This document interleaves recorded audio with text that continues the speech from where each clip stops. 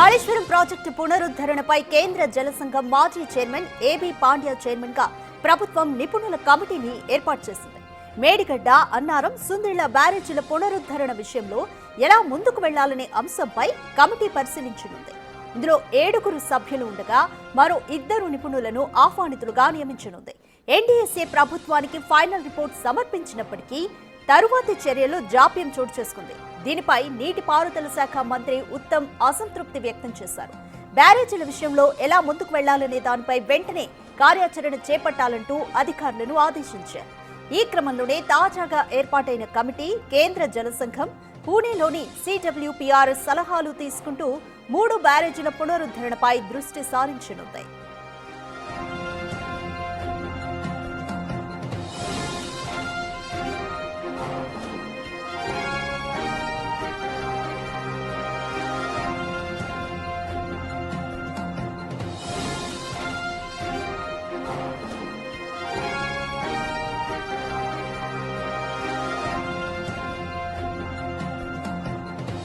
కాళేశ్వరం 3 బ్యారేజీల పునరుద్ధరణపై చేయాల్సిన పరీక్షలు తదితర అంశాలపై సూచనలు అందించనుంది నిపుణుల కమిటీ.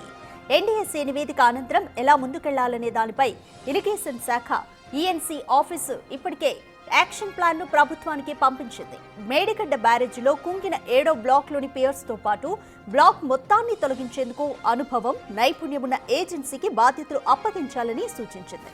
ఇతర బ్లాకులకు ఎలాంటి ప్రమాదం ఏర్పడకుండా సురక్షిత పద్ధతులు అనుసరించాలని ఈ యాక్షన్ ప్లాన్ లో పేర్కొంది.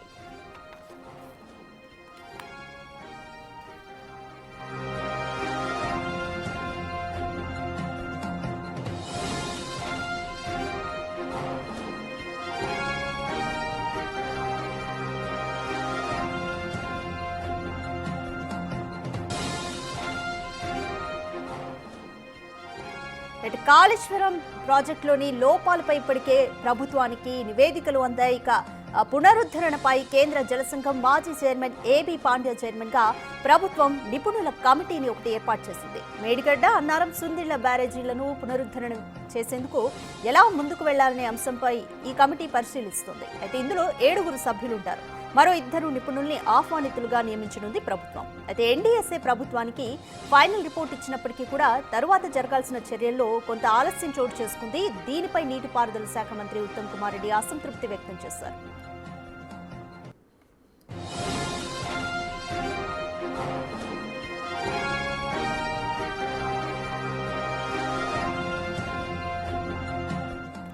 దీనికి సంబంధించి మోర్ డీటెయిల్స్ మా ప్రతినిధి వాసు అందిస్తారు. వాసు, కాళేశ్వరం ప్రాజెక్టు లోపాలకి సంబంధించి ఇప్పటికే చాలా నివేదికలు ప్రభుత్వం ముందుకు వెళ్లాయి. ఇక పునరుద్ధరణ విషయంలో సంబంధించి కూడా ఇప్పుడు ఒక కమిటీని ఏర్పాటు చేశారు.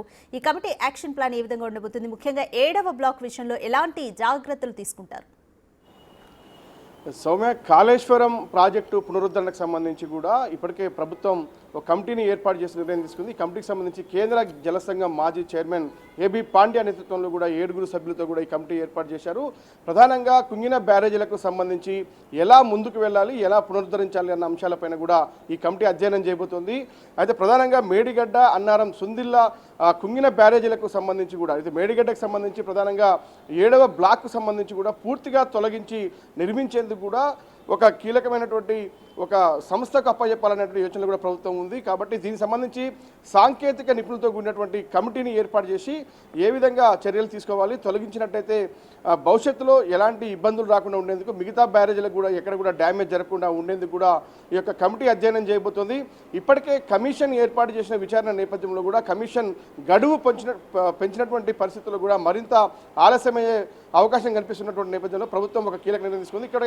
ఇప్పటికే నీటిపారుదల శాఖ మంత్రి ఉత్తమ్ కుమార్ రెడ్డి కూడా దీనిపైన అనేక సార్లు సమీక్ష నిర్వహించారు. రీసెంట్గా ఇంకా ఆలస్యమవుతున్న నేపథ్యంలో ఆయన అధికారులపై అసంతృప్తి వ్యక్తం చేస్తూ కూడా ఏదైతే యుద్ధ ప్రాతిపదికన చర్యలు చేపట్టాలని కూడా అధికారులకు ఆదేశించారు. ఈ నేపథ్యంలో ఈఎన్సీకి సంబంధించి కూడా నీటిపారుదల శాఖ అధికారులు ఇప్పటికే ఒక నివేదిక సిద్ధం చేశారు. ఆ నివేదిక ఆధారంగా ఎలా ముందుకు వెళ్ళాలంటే 7వ బ్యారేజీ సంబంధించి పూర్తిగా తొలగించాలనే అంశాన్ని వాళ్ళు నివేదికలు పేర్కొన్నారు. ఇక మిగతా బ్యారేజీల నిర్మాణానికి సంబంధించి కావచ్చు, ఉన్నటువంటి బ్యారేజీలకు ఎలాంటి ఇబ్బంది కలగకుండా ఉండేందుకు, భవిష్యత్తులో ఎలాంటి ఇబ్బందులు రాకుండా ఉండేందుకు ఆ చర్యలు తీసుకున్నారు. ఎందుకంటే నీటి ఎద్దడి నేపథ్యంలో కూడా పెద్ద ఎత్తున కూడా ఇబ్బందులు తలెత్తే అవకాశం ఉంది కాబట్టి ఎట్టి పరిస్థితుల్లో మేడిగడ్డను పునరుద్ధరించాలని ప్రభుత్వం భావిస్తూ ఉంది. కాబట్టి అంటే ఏ బ్యారేజీ విషయంలో ఎలా ముందుకు వెళ్ళాలి, ఎందుకంటే ఇప్పటికే ఎన్డీఎస్ఏ నివేదిక ప్రభుత్వానికి అందినప్పటికీ కూడా ఇప్పటికీ ఎలాంటి చర్యలు తీసుకోకపోవడం అంశానికి సంబంధించి కూడా ఇక ప్రాజెక్ట్ అంశానికి సంబంధించి గతంలో ప్రాజెక్టు చేపట్టినటువంటి ఏదైతే సంస్థకు సంబంధించి ఎన్డీఎస్ఏ నివేదిక పైన కూడా అనేక అభ్యంతరాలు వ్యక్తం చేస్తున్న నేపథ్యంలో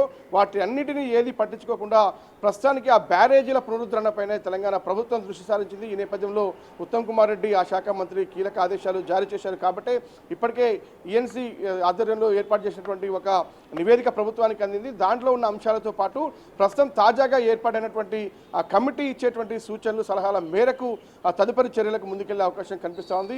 ఈ కమిటీకి సంబంధించి కూడా 7 సభ్యులతో ఏర్పాటు చేశారు. కేంద్ర జల సంఘం మాజీ చైర్మన్గా ఉన్నటువంటి ఏబీ పాండ్యా నేతృత్వంలో ఈ సంఘం పనిచేయబోతోంది. రైట్ వాసు, నైపుణ్యం ఉన్న ఏజెన్సీలకు మాత్రమే ఈ పునరుద్ధరణ పనులు అప్పగించాలని కూడా ఈఎన్సీ భావిస్తుంది. అయితే ఏ కంపెనీ పేర్లు వినిపిస్తున్నాయి ఈ లిస్టులో? ఖచ్చితంగా కూడా ఈ కమిటీ పరిశీలిస్తూ ఉంది. గతంలో ఎవరైతే ఇలాంటి ప్రాజెక్టులు చేపట్టినటువంటి సంస్థలు ఉంటాయో అలాంటి సంస్థలకు మాత్రమే అప్పచెప్పాలి. కాబట్టి వాటిపైన కూడా అధ్యయనం చేసే అవకాశం ఉంది. సాంకేతిక పరంగా, టెక్నాలజీ పరంగా ప్రాజెక్టులకు సంబంధించి కూడా గేట్ల విషయంలో కావచ్చు, బ్యారేజ్ నిర్మాణ విషయంలో కావచ్చు, ఎత్తిపోతల పథకానికి సంబంధించి గతంలో అనుభవం ఉన్నటువంటి సంస్థలు ఏవైతే ఉన్నాయో అలాంటి సంస్థలకే ఈ యొక్క పనులు అప్పగించాలని భావిస్తూ ఉంది. అంటే పూర్తిగా అంటే ఏ విధంగా ముందుకెళ్ళాలి, తొలగించాలా లేదంటే పునరుద్ధరణ పనులు చేపట్టాలా అన్న అంశానికి సంబంధించి కమిటీ నివేదిక తర్వాత కూడా ఎలాంటి సంస్థలకు అప్పచెప్తే బాగుంటుందన్న అంశం పైన కూడా ఆ ప్రభుత్వం అయితే అధ్యయనం చేస్తోంది. ఇప్పటివరకైతే ఇంకా పూర్తి స్థాయిలో ఎన్డీఎస్ఏ నివేదిక అంటే కుంగడానికి కారణాలు ఏంటి, నిర్మాణంలో ఎలాంటి లోపాలు ఉన్నాయి అన్న అంశాలపైనే ఇప్పటివరకు దృష్టి సారించింది ఎన్డీఎస్ఏ. కాబట్టి ఇప్పుడు తెలంగాణ ప్రభుత్వం ఏర్పాటు చేసిన కమిటీకి సంబంధించి సాంకేతిక కారణాలు కూడా పరిశీలించాలి అన్న అంశంపైన కూడా పూర్తిగా నిపుణులతో కూడినటువంటి కమిటీ ఏర్పాటు చేసింది. ఆ కమిటీ ఇచ్చిన నివేదిక ఆధారంగా కూడా ఎవరికి ఈ యొక్క పనులు అప్పగిస్తే బాగుంటుందన్న అంశంపైన కూడా తర్వాత ప్రభుత్వం నిర్ణయం తీసుకునే అవకాశం ఉంది. ప్రస్తుతానికైతే కమిటీ నివేదిక అందిన తర్వాత తుది నిర్ణయం తీసుకునే అవకాశం కనిపిస్తుంది.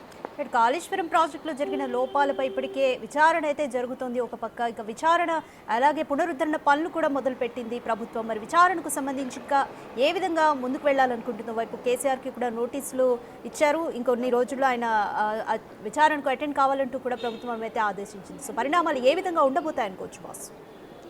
ఎస్, విచారణ కారణంగానే కాళేశ్వరం పునరుద్ధరణ అంశానికి సంబంధించి కూడా ఆలస్యం అవుతుంది. కాబట్టి ఈరోజు ఈ కమిటీ ఏర్పాటు చేసింది. ఇప్పటికే కేసీఆర్కు కమిషన్ నోటీసులు జారీ చేసిన నేపథ్యంలో కేసీఆర్ కూడా విచారణకు హాజరయ్యేందుకు సిద్ధమైనట్టుగా సమాచారం అవుతుంది. ఈ నెల 5న ఆయన వర్చువల్గా లేదంటే నేరుగా కమిషన్ ముందు విచారణకు హాజరయ్యే అవకాశం ఉంది, లేదా ఆయన లేఖ ద్వారా కూడా ఆయన వివరణ ఇచ్చే పరిస్థితి కనిపిస్తూ ఉంది. అయితే గతంలో కమిషన్ నోటీసు ఇచ్చిన నేపథ్యంలో నోటీసుల్లో పేర్కొంది ఖచ్చితంగా వర్చువల్గా లేదంటే లేఖ ద్వారానైనా సమాధానం ఇవ్వచ్చని కూడా కేసీఆర్కు తెలిపిన నేపథ్యంలో అసలు కేసీఆర్ ఎలాంటి సమాధానం ఇవ్వరు అని అందరూ భావించారు. కానీ ఆయన విచారణకు హాజరయ్యేందుకు సిద్ధమైనట్టుగా సమాచారం అందుతుంది. కాబట్టి విచారణను పక్కకు పెడితే విచారణ కొనసాగుతుంది. కానీ కమిటీ మాత్రం పునర్నిర్మాణానికి సంబంధించి ఎలాంటి ఏర్పాటు చేయాలో మాత్రమే ప్రస్తుతం తాజా కమిటీ నిర్ణయిస్తుంది. అంటే ఎక్కడ కూడా విచారణ అనేది పునరుద్ధరణకు ఆటంకం కావద్దనే ఈ యొక్క కమిటీని ఏర్పాటు చేశారు.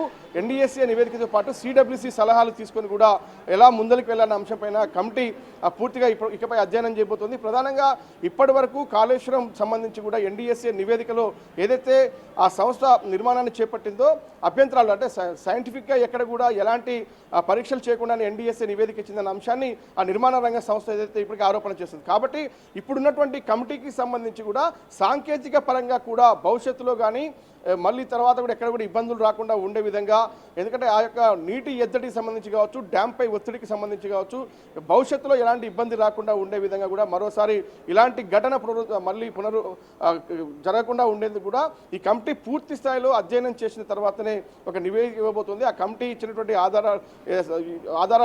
ఆధారంగా పూర్తిగా భవిష్యత్తు కార్యాచరణ రూపొందించి కూడా ఎవరికి ఈ యొక్క పనులు అప్పగించాలి అన్న అంశానికి సంబంధించి, ఎందుకంటే 7వ బ్యారేజీకి సంబంధించి పూర్తిగా తొలగించాలి తొలగించాలని ఎన్డీఎస్ఏ నివేదికల్లో పేర్కొన్న నేపథ్యంలో కూడా మేడిగడ్డ 7వ బ్లాక్కు సంబంధించి పూర్తిగా తొలగించాలని ప్రభుత్వం నిర్ణయం తీసుకుంది. ఇక మిగతా అన్నారం సంబంధించినటువంటి విషయంలో కావచ్చు, ఇక మిగతా ప్రాజెక్టు సంబంధించి అన్నారం మేడిగడ్డతో పాటు సుందిల్లా ప్రాజెక్టులకు సంబంధించి ఉన్నటువంటి బ్లాక్లన్నీ కూడా భవిష్యత్తులో ఎక్కడ కూడా ఇబ్బంది కలగకుండా ఉండే విధంగా పూర్తిగా ఏర్పాట్లు అయితే కమిటీ నిర్ణయించబోతోంది. దీనికి సంబంధించి మాత్రం సాంకేతిక నిపుణుల కమిటీని ఏర్పాటు చేసింది. సాంకేతిక నిపుణులు కమిటీ ఇచ్చేటువంటి ఏదైతే కమిటీ విచారణ ఆధారంగా కూడా భవిష్యత్తులో ముందుకు వెళ్ళే అవకాశం అయితే కనిపిస్తుంది.